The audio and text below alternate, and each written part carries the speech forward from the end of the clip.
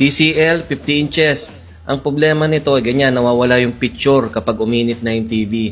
Tapos kapag natsambahan naman lumabas yung picture, ayan, may guhit dyan sa baba. Diyan nagsisimula yung problema niyan sa guhit na yan. Kaya po nagdesisyon na tayong buksan yung likod ng LCD para tignan natin kung saan parte yung may problema.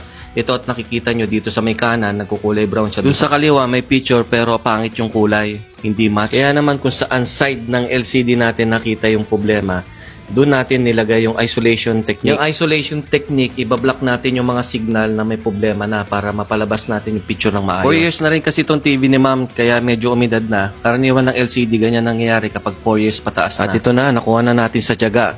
Okay na. With 30 days warranty and guarantee. Kung may ganito po kayong sira ng TV o kahit ano pang sira ng TV, i-PM nyo lang po ako sa messenger ko o tumawag kayo. Nagsiservice po ako around Metro Manila and nearby areas. At maraming salamat po kay Ma'am Cherry May Totirdes ng Northview Batasan Hills, Quezon City. God bless us all. Thank you.